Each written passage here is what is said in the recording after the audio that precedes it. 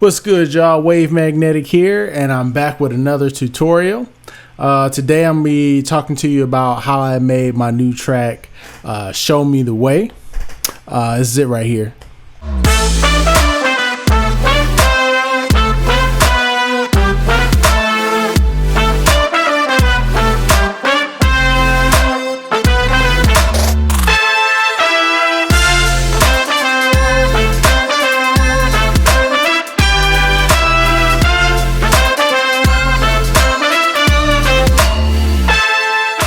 So this song is kind of like R&B, hip hop kind of thing, as you can probably tell from what you just heard. And yeah, featuring a whole lot of trumpet because, you know, it's Wave Magnetic, baby.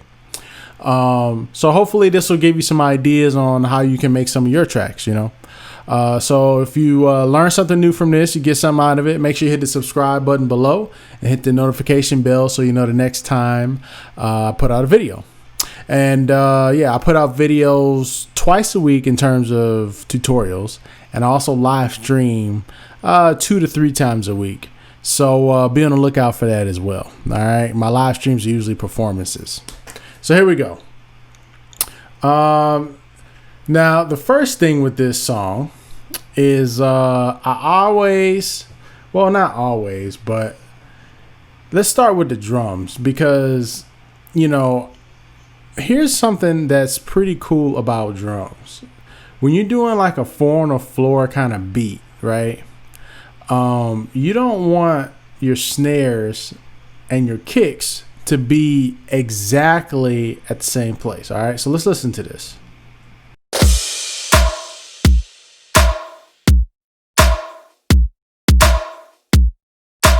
So like that's pretty simple, right?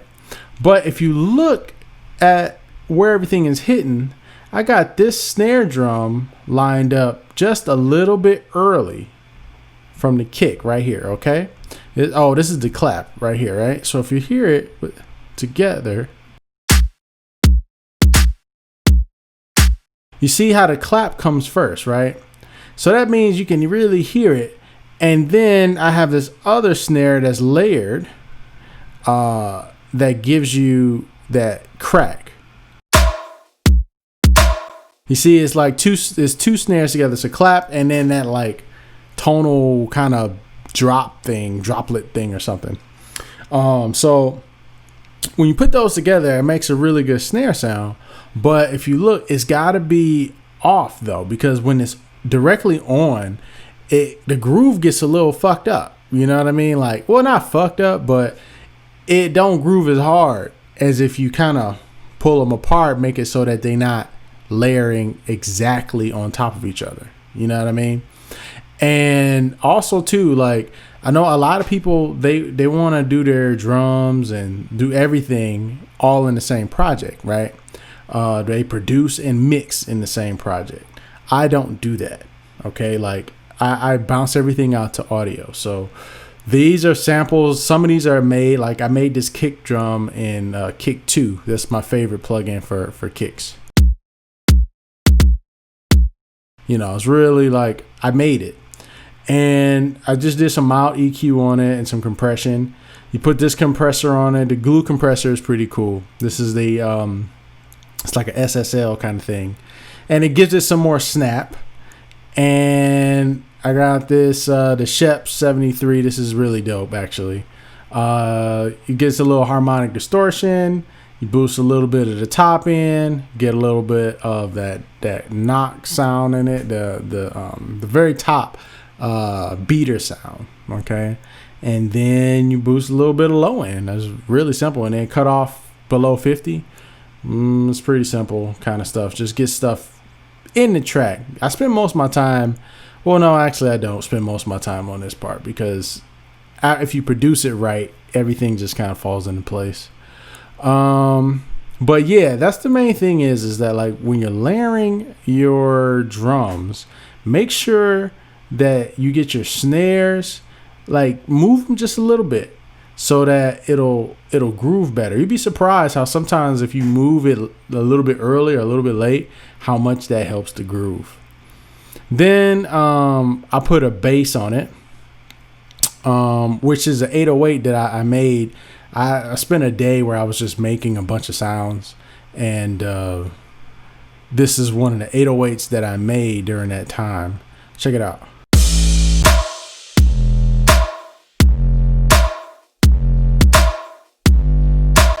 Really chill. I mean, all it does is follow the groove. Bum, bum, bum, bum. It just hits with the kick drum, but not every time, because I have that bass sound, okay, layered with my pad.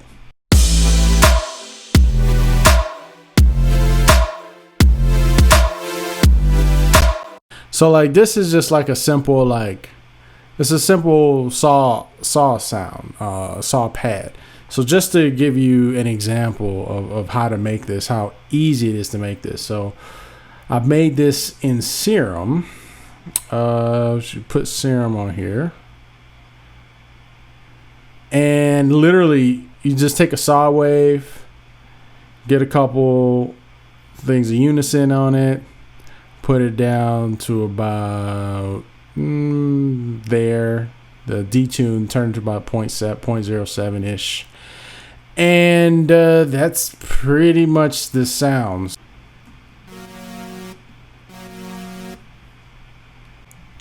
So if you see, that's pretty much the same sound. Like you get that kind of sound just by this is saw wave, and then in Serum you can kind of mess around with different saw waves that you have in here. A lot of the analog ones. This is a different kind of saw wave if you listen to it. Like that's chill. I mean, that's pretty much the sound. So I got that going on there. And on here, I actually used the one knob. Okay, Waves one knob is pretty cool. It's like the pumper. So basically what that does, it makes it so that the volume goes up and down, kind of like a tremolo, but it does it in a way that's for like EDM tracks, especially like house DJs or whatever. You'll use this for a 4 on the floor beat. And I just did this to add to the groove, you know. So it just kind of ducks down, you know, really adds to the groove. And I used an EQ here to kind of widen it up some. So one of the cool things, if you want a sound to get wider, if you use Pro Q or Ableton's EQ, you can put that in side mode right here, right? And if you boost right in the 200 to 400 range, around this area right here, it'll really make the sound a lot wider. Check it out.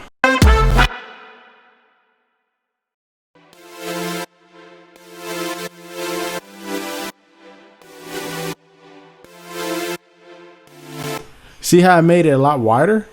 So it's actually pretty cool. Like I use that a lot of times to make sounds wider instead of using the those widening plugins, because that doesn't always sound good to me. A lot of times those sound kind of weird. So the next thing I did was let's see here. Oh, okay. Then I have all these layered trumpets. Okay. So a lot of times when you're doing horns and you're doing like parts, you want to layer them. You don't always, well, sometimes you can do like one, but it usually doesn't have the same kind of impact that you're looking for. So I always layer at least 2, sometimes 3, depending on what I'm looking for. So like if you listen to my horns,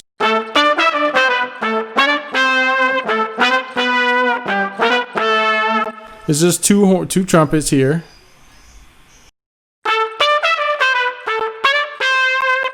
And it's 2 trombones.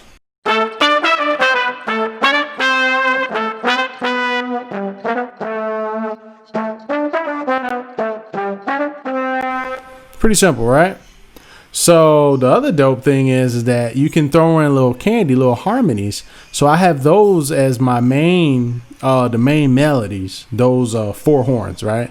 So then if I want to throw in harmony on different spots, like think of it like a big band.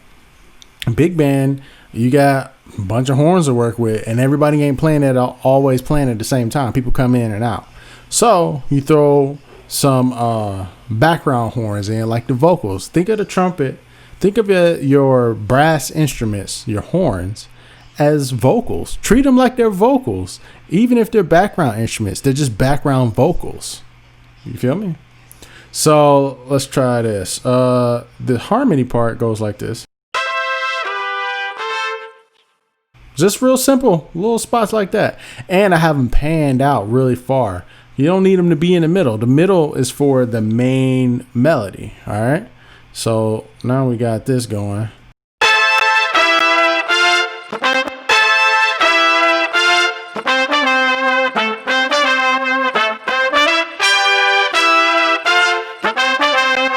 See, that's pretty dope, right? So yeah, you layer those together and it works good. So let's mute. I want to mute these other things here.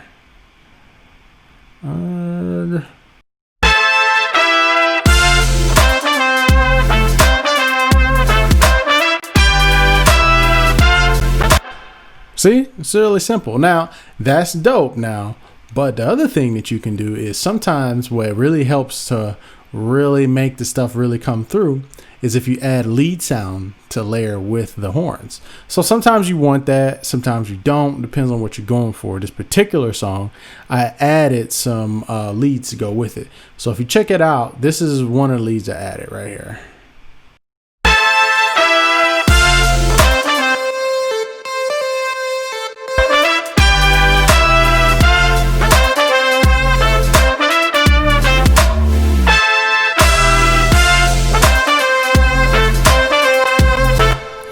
Now, it's funny how like you don't even really realize that sound is in there. It just layers with the horns and kind of blends together and makes this one sound. But without it, it feels like something's missing. And then I actually added another one that's a different sound that's an octave lower to fill out the low end of it. Check it out. So this is the sound right here.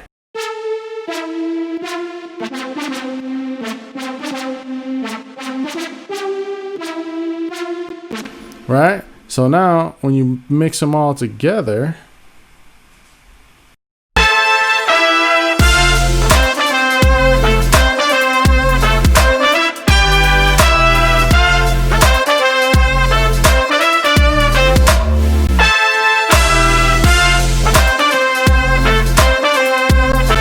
so that sound right there, you can feel that it just kind of girthed up the horns and made them really just kind of you know what I mean? So that right there, that's basically the drop. Like I got the drums in there, I got a bass, I got some chords, and then I got my horns playing the melody. Like a lot of times you don't need to have your productions be all crazy with like 100 tracks. Usually that's just a mess and it doesn't lead to great sounding music, right? So, and let's see here in the verse section, I treated this again like an R&B song. So it's like a verse, a pre-chorus, and a chorus. So check this out.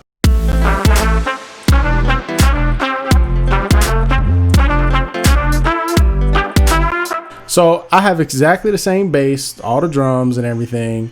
And all thing I have added to it is this guitar part, and it's just a guitar sample.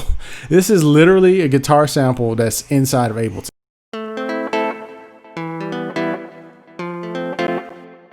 You see, only thing I did to it, let's see, what the heck did I do to this? I put a 1073 on it to EQ it some. Let's see here, original, nothing here. I put some distortion on it. And this is a side chain for the trumpet so that it comes down when the trumpet's playing. Like, I didn't do anything really to the sound.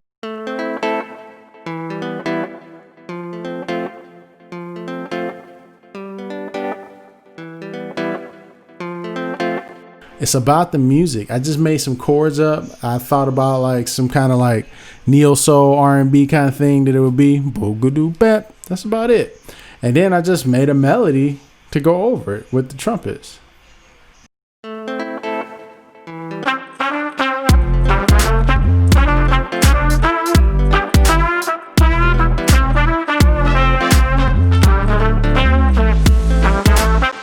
Throw in some white noise every once in a while, stuff like this. That kind of stuff gets you to the next spot. And oh, here's a riser that I made.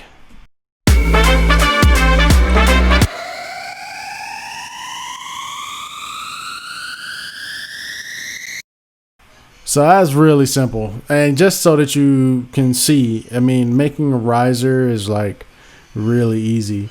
This is, again, I make most of my sounds in Serum just because I own Serum and I don't want to spend any more money on VST instruments. This works, and if you just learn how to use it. Like, here's the thing: a lot of people want to spend all this money on these instruments and they don't even know how to use them. Like, really, all you really need is one that's dope, okay? And then just learn how to use it. If you learn how to use the one synth that you own, maybe two, and you know, you can make pretty much anything with that synth, you know? So here is the easiest thing to do. You want to make a riser. You take this, go to lo-fi, the LFO1, make that be a thing like that. Take this to trigger, make it be like 4 measures right here. So this will go for 4 measures. Then take this to CRS, hit shift, option, click so that it goes up. Make the up go to maybe 36. And then we can turn the detune up to 7 is cool. Make this go down. Turn the detune, connect it to this same LFO. Make it go crazy as the sound goes up. And yeah, that's about it. So check this out. I'm gonna put in let's put this in here.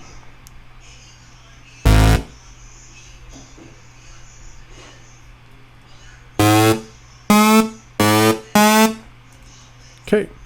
Oh, one more thing. So you put that in there.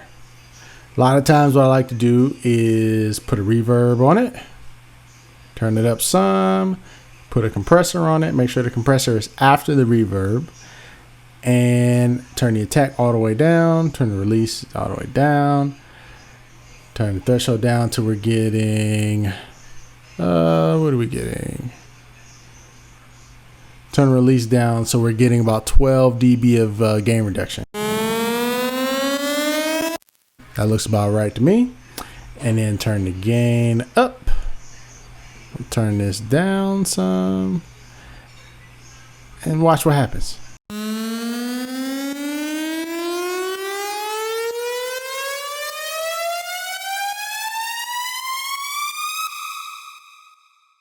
Simple, right? That's all you need to do to make a riser. That's it. So I did something like that in this track. And yeah, that's pretty much the last little bit. So if you learned anything new from this, make sure you hit the subscribe button below. Share this video with your friends, because the more people who know about this, the more they can learn from this and they can get better as well. And if you guys want to check this song out, just click up my YouTube channel. Again, it's on there, or go to Spotify. Hit me up on Instagram or Facebook. I live stream on Facebook 3 days a week, and I'm on YouTube live streaming maybe twice a week, something like that. And yeah, all right, y'all. I will see y'all on the next one. Peace.